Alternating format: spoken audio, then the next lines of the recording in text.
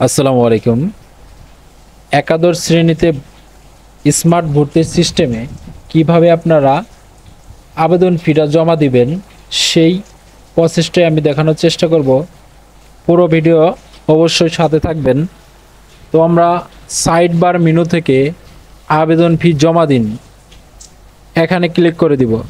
এখানে ক্লিক করে দেওয়ার পর আবেদন ফি জমা দেন এই অপশনে ক্লিক করার পর আমাদের সামনে দুইটি পেমেন্ট সিস্টেম চলে আসবে, এসএসএল কমার্স এবং সোনালী ব্যাংক পিএলসি। এই দুইটি গেটওয়ের মাধ্যমে আমরা পেমেন্ট করতে পারবো। তো আমরা সোনালী ব্যাংক পিএলসি গেটওয়েতে ক্লিক করে দিব। সোনালী ব্যাংক এবং কার্ড এবং মোবাইল ব্যাংকিং এই তিনটি উপায়ের মাধ্যমে আমরা আমাদের আবেদন ফি জমা দিতে পারবো। তো আমরা আজকে আমাদের সবচেয়ে সহজ উপায় হচ্ছে আমাদের মোবাইল ব্যাংকিংয়ের মাধ্যমে। আমাদের বিকাশ, নগদ সবাই আছে, আমরা এগুলো দিয়ে পেমেন্ট সহজেই করতে পারি।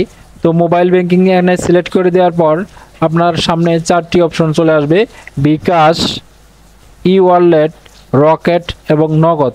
আপনি এখান থেকে যে কোনো অপশন ক্লিক করে আপনি পেমেন্ট সম্পূর্ণ করতে পারবেন। তো আমরা বিকাশে যেহেতু পেমেন্ট করব, বিকাশে এই অপশনে ক্লিক করে দিব।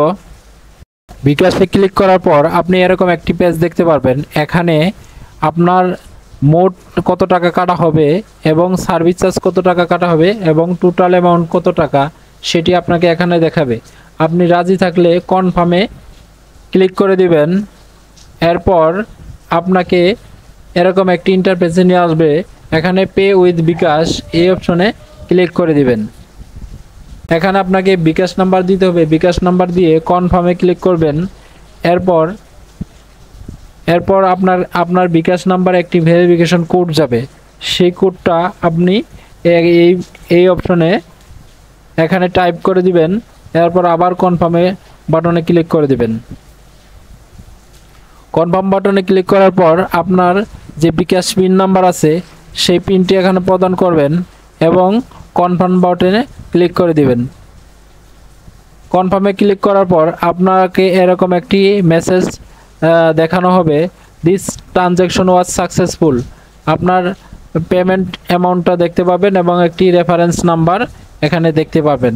তো আপনার আবেদন ফি টাকাটা সম্পূর্ণ হয়ে গেছে। আবেদন করুন এই বাটনে ক্লিক করে আপনাদের পছন্দ মতো কলেজগুলো আপনারা নির্বাচন করে আবেদনটি সাবমিট করবেন। আবেদন কিভাবে সাবমিট করবেন ডিসক্রিপশন বক্সে সেই ভিডিওটি দেওয়া থাকবে।